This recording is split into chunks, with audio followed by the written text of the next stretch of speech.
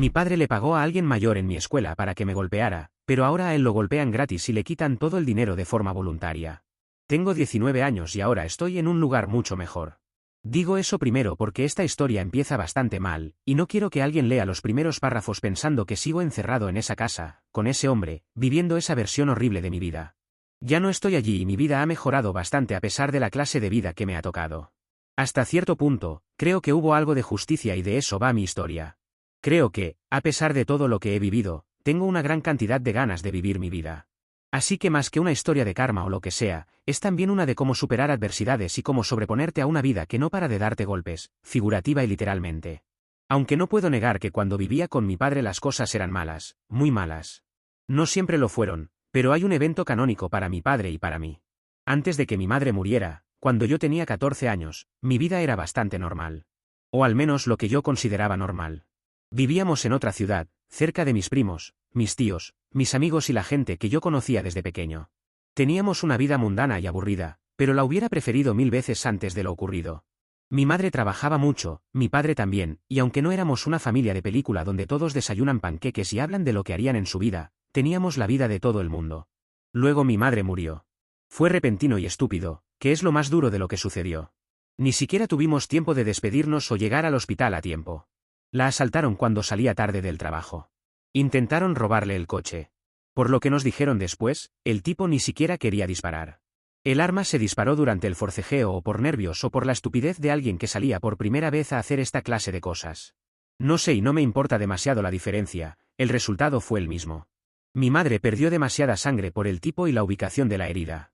Llegó viva al hospital, pero solo vivió un par de horas más. Estaba en cirugía cuando llegamos al hospital y no salió viva de ella. Lo siento si soy muy crudo aquí, pero quiero hacerlo para que entiendan que mi padre no fue el único traumado por la tragedia. Tenía 14 años y de pronto todo lo que conocía se partió en dos. Para mí fue una pérdida enorme. Todavía lo es. Hay días en que puedo hablar de ella con calma y días en que una canción, un olor o una frase me golpean en el pecho. A mi madre le encantaba la música, así que tenía muchas canciones favoritas. Escuchar alguna de ellas, que eran de géneros variados, todavía me golpea. Pero con los años y con terapia aprendí a vivir con eso. No es que te den un diploma en terapia y ya con eso sea suficiente para no sentir nada, pero fue la ayuda que necesitaba y mi padre me la negó por sus creencias. Mi padre nunca pudo escapar de la tragedia y se quedó completamente atrapado en ella. Al principio intentó terapia para mí y para él mismo, más porque la familia se lo pedía que porque quisiera recibir ayuda. Iba, volvía, decía que no le servía, que nadie entendía, que la única terapia que necesitaba era ver muerto al perpetrador. Lo cual tiene sentido, hasta que aprendes que eso no hace la diferencia. Podría morir mañana, y no regresaría tu madre como por arte de magia. Lamentablemente, es algo con lo que debes aprender a vivir. El hombre que la mató fue encontrado culpable de asesinato involuntario e intento de robo. Está cumpliendo condena y eso no está mal. Cada vez que pienso en mi madre y la extraño, también pienso en que el tipo está pudriéndose en un lugar oscuro. Mi padre empezó a odiar todo lo que nos rodeaba. La casa le recordaba a mi madre. La ciudad le recordaba a ella. La calle donde comprábamos comida, la familia, los vecinos, la escuela, todo. En lugar de buscar una forma de atravesar el duelo, decidió arrancarnos del lugar completo. Tomó nuestras cosas y nos mudó al otro lado del país, casi literalmente. Es como si hubiera trazado una línea en el mapa y hubiera encontrado el pueblo más alejado y con el nombre más chistoso. Allí no había familiares, ni amigos y nada que me conectara con eso. Para que lo entiendas, ya había perdido mucho y ahora también estaba completamente solo. Porque contar con mi padre no era una opción, y ya lo verán. Mi duelo hubiera sido mucho más fácil con familiares, amigos y personas que conocían a mi madre. Ser el chico nuevo en una ciudad donde nadie me conocía, excepto por una cosa, mi madre había sido asesinada, no lo hacía más fácil tampoco. Porque eso se supo rápido en la escuela. No sé cómo. Quizá mi padre se lo mencionó a alguien. Quizá algún adulto quiso avisar para que fueran sensibles y empeoró todo, pero lo sabían. La sensibilidad en la escuela, por si alguien no lo sabe, es básicamente una basura. Pronto yo era el chico nuevo, raro, triste y con una madre muerta por un asalto. No había forma de que me sintiera bien o pudiera sanar en un ambiente así. Mi padre tampoco sanó en la nueva ciudad, sino que se volvió peor. En lugar de buscar ayuda, encontró una iglesia. Pero quiero ser justo aquí, no creo que el problema haya sido la iglesia en sí. Algunas personas allí parecían decentes. El problema era mi padre usando la religión de las maneras más incorrectas que te puedas imaginar. Yo no quería ir. En ese momento estaba pasando por una etapa de no creer en Dios, en nada. No podía entender por qué un Dios bueno permitiría que mi madre muriera así. Sé que hay personas que encuentran consuelo en la fe, pero no era mi caso en ese momento. Yo estaba enojado, solo y obligado a vivir en un lugar donde no conocía a nadie. Mi padre empezó a presionarme para ir. Primero los domingos. Luego quería que me involucrara más, grupos juveniles, actividades entre semana, voluntariados, reuniones, cualquier cosa que me mantuviera dentro de ese círculo. Yo iba los domingos porque estaba obligado, pero intentaba pasar el menor tiempo posible allí. Eso no le bastaba y empezó a castigarme sin dejarme salir de casa. Lo gracioso es que a mí no me molestaba tanto porque no tenía una gran vida social que perder. Algunos chicos me evitaban como si la muerte fuera contagiosa. Otros hacían comentarios. Mi padre seguía insistiendo en que debíamos acercarnos a Dios, pero de una forma bastante oscura que no me tranquilizaba para nada. Decía que lo que le pasó a mi madre ocurrió porque no teníamos una vida religiosa, que todo había sido un castigo de Dios, y que si yo seguía alejándome, cosas malas seguirían pasando. Imaginen decirle eso a un chico de 14 años. Vaya intento de padre tenía realmente. Yo pensaba que eran patrañas. Todavía lo pienso, solo que ahora uso palabras menos amables. El evento que cambió todo ocurrió saliendo de la escuela. Iba caminando a casa cuando me crucé con un chico del último año. Era mucho más grande que yo. No solo de edad, físicamente también. De esos tipos que a los 17 parecen haber repetido varias veces o que se inyectan con esteroides mutantes. Empezó a decirme cosas para hacerme reaccionar. Yo intenté seguir mi camino, no tenía ganas. No era valiente ni cobarde, solo estaba cansado. Cansado de la escuela, de mi casa, de mi padre, de todo. Entonces mencionó a mi madre. No recuerdo exactamente qué dijo porque mi cerebro borró la frase y dejó solo la sensación. Lo golpeé. Sé que fue lo menos inteligente del mundo, pero presioné los botones equivocados. También sé que si alguien menciona a tu madre muerta con intención de lastimarte, la inteligencia se va a tomar aire unos minutos. La pelea terminó como cualquiera habría esperado. Yo le di un golpe, él me dio varios. Para cuando terminó, yo estaba bastante golpeado. Más tarde, parte de mi cara empezó a inflamarse. Tenía moretones visibles y otros en zonas que dolían al respirar, al moverme o al existir. Esa noche cené con mi padre. Ahí apareció la primera señal de que algo estaba muy mal. Mi padre vio mi cara y no preguntó nada. Solo me miró, vio los golpes y siguió como si yo hubiera llegado con el cabello despeinado. Luego volvió a insistir en que fuera a una actividad de la iglesia durante la semana. Una a la que llevaba días tratando de llevarme. Yo le dije que no tenía ganas, que no podría importarme menos la iglesia y que ni siquiera pensaba ir el domingo. Me dijo que iba a irme gustara o no, porque la gente que no está cerca de la iglesia acaba en el infierno. Yo le dije que no haría tal cosa porque, de todas formas, ya estaba viviendo en el infierno. Estaba enfurecido y me gritó que todo lo que me pasaba era por mi culpa, que debía aprender la lección de lo que me había sucedido ese día. Esa fue la segunda pista de que lo sabía. No era conclusiva porque él podía ver que me habían golpeado. Pero no sabía con certeza qué había pasado, no me había preguntado y nadie lo había llamado, hasta donde yo sabía. Esto no sucedió en la escuela y no conocíamos a casi nadie en la ciudad como para que le contaran. ¿Cómo sabía que aquello era una lección? Esa noche decidí contactar a algún familiar. Todavía no sabía que mi padre estaba involucrado, pero estaba cansado de vivir allí y de todo lo que pasaba. Cansado de su indiferencia, de sus sermones, de estar lejos de todos. El problema era que mi padre me había quitado el teléfono semanas antes por alguna otra cosa por la que quería darme una lección. Así que necesitaba un plan. Esperé a que se durmiera. Yo fingí dormir también. Estaba agotado por el día de mierda que había tenido, pero la rabia me mantuvo despierto. La rabia y esa sensación de que si no hacía algo, algo peor iba a pasar. Entré en su habitación y tomé su teléfono. Ni siquiera intenté buscar el mío, ya lo había hecho antes y no lo encontré. Mi idea era mandarle mensajes a mi tío, el hermano de mi madre, contarle lo que estaba pasando y luego borrarlos. Le diría que no respondiera para que mi padre no viera nada. Pero antes de escribirle, hice otra cosa. Busqué si había hablado con familiares y qué les decía de mí. No encontré eso, pero encontré algo mejor. Encontré una conversación con alguien a quien le había enviado dinero por Venmo. La foto de perfil era del chico que me había golpeado. En la conversación se veía que mi padre le había dado parte del dinero antes de la golpiza y el resto después. No sé cómo se conocieron o cómo se pusieron en contacto. Los mensajes empezaban como si ya hubieran hablado en persona o por otro medio. Pero el acuerdo estaba claro y no había dudas. No le había pedido la receta del pastel de cereza. Tomé capturas y las envié a mi tío. Luego borré los mensajes enviados desde el teléfono de mi padre. También le escribí que intentaría llamarlo más tarde la siguiente noche, y que no respondiera por mensaje porque mi padre podía verlo. Al día siguiente no pasó nada. Eso significaba una de tres cosas: que mi tío no había visto los mensajes, que no le importaban, o que los había visto y estaba haciendo caso. Esa noche llamé desde el teléfono de mi padre a la hora que había dicho. Mi tío respondió casi al instante. Hablamos bastante esa noche porque le conté todo. No dejé nada afuera y también le di más detalle de lo que había estado pasando. Hablamos como por 3 horas, así que imagina que me he dejado muchas cosas fuera aquí. Mi tío me dijo que hice bien en no llamarlo sin avisar antes, porque suele dejar el teléfono en silencio y en otra habitación cuando duerme. Si yo hubiera llamado, tal vez no habría respondido y el plan de borrar los mensajes estaba bastante bien. Me dijo que esperara por él. Le tomaría un par de días llegar en coche. Venía a buscarme a mí y a mis cosas. Mientras tanto, me dijo que no levantara sospechas. Que le siguiera la corriente a mi padre si era necesario.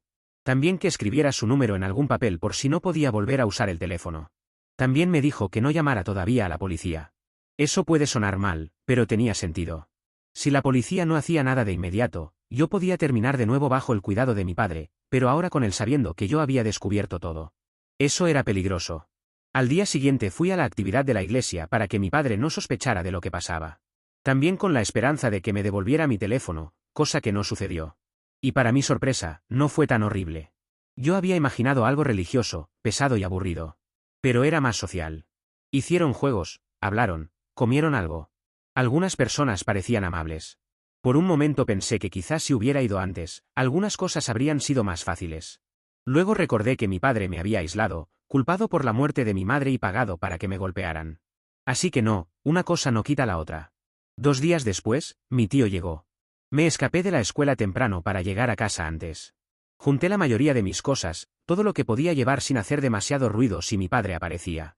Ropa, documentos que encontré, algunas cosas de mi madre, pocas.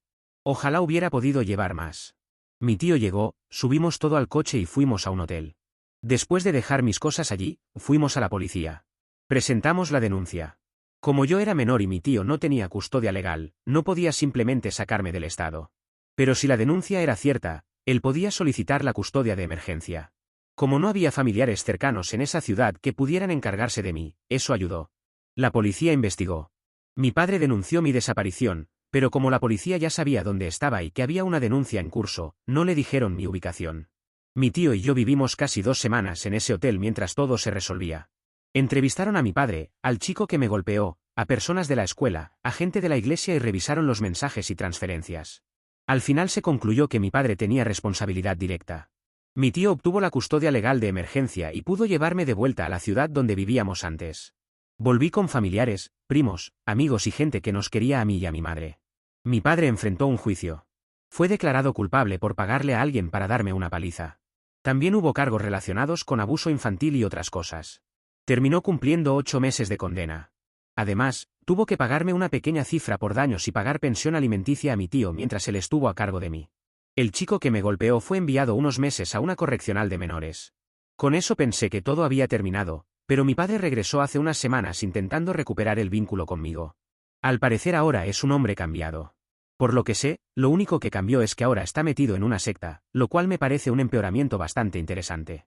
Como esto ya es largo, haré una actualización en unas horas o mañana cuando finalmente pueda terminar de escribir el resto. También responderé algunas preguntas, en caso de que las haya. Pero si son cosas que deban ir en la siguiente publicación, espérenlas allí. Actualización 1. Prometí volver con el resto de la historia, así que aquí estoy cumpliendo mi palabra, aunque sean 3 días después. Así que sigamos donde nos quedamos para no perder el tiempo. Mi padre regresó a la ciudad hace casi 3 semanas. No vino directamente a verme, porque no sabe dónde vivo y nadie en mi familia piensa darle esa información. Hablo de familiares del lado de mi madre. Los del lado de mi padre no quieren hablar con él luego de haberse ido. Esa es una historia para otro día, pero en resumen, ellos no querían que nos fuéramos lejos de la familia y lo cortaron de su vida. Lo cual, aunque sea por sus propios motivos egoístas, estaba bien, supongo. Vino porque quería hablar conmigo. En realidad, quería que le diera otra oportunidad a él y a su nueva comunidad religiosa. No la iglesia que mencioné en mi publicación anterior. Esa iglesia, viendo las cosas con más distancia, no era el problema. El problema era mi padre usándola como una herramienta para controlar, castigar y justificar su propia locura. Esta nueva comunidad sí parece una cosa seria. No quiero decir secta con demasiada ligereza, pero digamos que cuando busqué información, encontré suficientes señales raras como para pensar que están organizando un suicidio masivo entre todos los miembros. Da esa vibra toda la información pública que encuentras. Por eso no quiero seguir buscando qué más hay debajo de eso. Mi padre ahora habla de una verdad superior y esa clase de cosas propias de una secta. Solo le falta rezar a un dios pagano y sacrificar cebras vírgenes en un altar para que la secta quede confirmada como un culto adorador de Satanás. Dejando de lado lo de la secta, toda esta nueva transformación, que al parecer conoció en prisión, me resulta muy divertida viniendo de un hombre que literalmente pagó para que golpearan a su hijo y luego se viera como la víctima. Siempre intenta venderse como una pobre víctima tratando de hacer lo mejor posible siendo un padre viudo. La visita de mi padre, aunque no fue directamente conmigo, llenó algunos huecos. Por ejemplo, supe qué pasó con la iglesia anterior después de que salió de prisión. Intentó volver, para luego acabar en la secta porque no fue bien recibido. Pensó que en su antigua iglesia lo recibirían con los brazos abiertos porque esa iglesia había aceptado antes a personas con antecedentes. Y sí, por lo que me contaron, habían ayudado a gente condenada por pequeños robos, posesión de drogas y otras cosas. Pero ellos han marcado una diferencia: pagarle a un adolescente para que golpeara a su hijo para mostrarle que la iglesia es la única forma de salvarse es un límite, paradójicamente, para la iglesia. Creo que están deseosos de recibir nuevos feligreses, pero no a cualquier costo. Cuando la iglesia lo rechazó, eso lo enojó. Mi padre había donado dinero y algunas cosas mientras asistía, así que intentó llevárselas. O mejor dicho, intentó llevarse objetos que según él eran suyos porque su dinero los había pagado.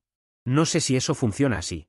Sospecho que no, especialmente cuando donas algo, pero no soy un experto en religiosidad. 2 miembros lo detuvieron y lo echaron. Él intentó empujarlos, ellos lo empujaron más fuerte. Mi padre cayó de trasero en el césped y se golpeó con un aspersor. Me hizo mucha gracia y confieso que me reí como 15 minutos pensando en que tuviera un aspersor en la retaguardia. Si supiera algo más sobre la Biblia, seguramente podría encontrar una parábola relacionada con esto. No sé, algo como que Jesús dijo: no jugarás con aspersores en lugares prohibidos. Ahora, con toda mi historia contada, creo que es un buen momento para hacer la pregunta que he venido a hacer. ¿Creen que soy el malo si no perdono a mi padre y no lo dejo entrar de nuevo a mi vida, volviéndome parte de la secta? Es broma, no voy a perdonarlo. Solo me hubiera gustado escribir la primera parte de su historia hace muchos años, pero en ese entonces no conocía que había gente escribiendo sus historias aquí. Y tras escuchar algunas en YouTube, decidí que también podría escribir la mía. Que gracias a la aparición de mi padre, y esta segunda parte, me ha dado la excusa perfecta para hacerlo. Por suerte, lo hago desde un lugar mejor que del que lo hubiera hecho al escribirla hace años. Tengo gente que me quiere, terminé la escuela y estoy armando mi vida. Y sigo yendo a terapia, que mi tío pagó durante un tiempo con el dinero que mi padre tuvo que enviar como pensión alimenticia. Edición: creo que mi padre se ha ido de la ciudad. De todas formas, si voy a la casa de un familiar cuya dirección mi padre pudiera conocer, trato de hacerlo al estilo Elvis, por la parte de atrás. Me siento una estrella de rock que debe entrar sin que sea reconocido. Edición: quiero responder algunas cosas sobre esta y la anterior publicación. El bully al parecer estaba esperando que yo lo golpeara para poder golpearme justificadamente, por eso estaba intentando provocarme.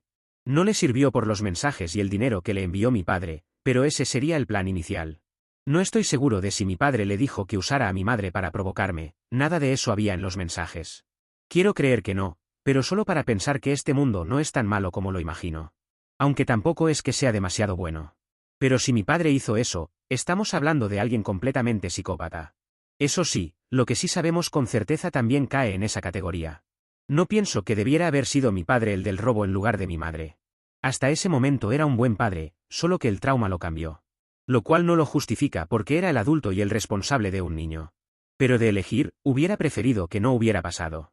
Como dije antes, fue a terapia por un breve periodo de tiempo, yo también, pero luego nos sacó a ambos y nos mudó lo más lejos posible. Él, luego de que me fuera a vivir con mi tío, también se mudó y nadie supo mucho hasta hace poco. La máxima actualización de su vida fue luego de que preguntara por mí a los familiares. Actualización 2. No tenía planes de hacer una nueva actualización, y menos tras 2 años desde la visita de mi padre a la ciudad. Pensé que esa parte de mi vida se había quedado quieta. Pero creo que esto es algo que a mí me gustaría leer si no fuera mi historia, así que aquí va. Primero quiero disculparme desde el fondo de mi corazón. En mi actualización anterior, dije que la nueva iglesia de mi padre parecía una secta que quizá estaba planificando un suicidio masivo. Me gusta reconocer cuando me equivoco. Era injusto porque no estaban planificando un suicidio masivo, solo era una secta que roba dinero. Me alegra poder corregir el registro público y decir que mi padre fue desplumado. No sé si esa es la palabra más elegante, pero es la que se siente correcta. Algunos familiares han visto sus publicaciones y quejas en redes. Está denunciando públicamente que él y otros fueron víctimas de ese grupo. Donaron muchísimo dinero, en algunos casos hasta el 50% de sus sueldos. Luego les pidieron más. Mucho más. Según lo que mi padre contó, les sugerían vender casas, coches, posesiones y donar el resto para mudarse a una granja con el grupo. Sí, una granja. Parece que todos los caminos a las sectas terminan en granjas. Y claro, no puedes ir a vivir con posesiones materiales cuando el líder de la secta las quiere más. Mi padre vivió allí unos meses. Después logró irse y volver al mundo civilizado, como escribió él. También relata toda una historia de escapar del abuso y de cómo su vida no se sintió suya durante ese tiempo porque le pertenecía a otra persona. Solo faltó escribir que el líder de la secta le pagó a otro miembro de la secta para pegarle. Tal vez otra cosa, ahora que descubrió su amor por los aspersores. Ahora está intentando demandarlos. Según lo que escribe, no encuentra abogado dispuesto a tomar el caso. Algunos le han dicho que es complicado porque él donó voluntariamente. Otros simplemente no quieren meterse con ese grupo. Por eso ha llevado esto a una denuncia social, que es el único camino que le queda. Publica textos largos diciendo que la gente debe abrir los ojos, que no entreguen dinero, que no dejen que otros piensen por ellos. Me encantaría encontrar a mi ex bully y pagarle para darle una paliza a mi padre con un mensaje que diga, mejor hubieras abierto los ojos tú antes. Pero antes que todos sugieran que lo haga, déjame decirte que es probable que no pueda hacerlo por lo que investigué. Al parecer, no debe estar tomando nuevos trabajos. Después de la correccional de menores, se dedicó a una carrera bastante prolífica de fumar marihuana y no hacer nada durante el día con un grupo de amigos igual de perdedores. Pasa sus días en el lago local, arrojando piedras y fumando. Luego va a su casa y bebe. De eso van todas las fotos que sube a sus redes sociales y que he podido encontrar. Estoy feliz por cómo resultaron las cosas, no podría pedir más.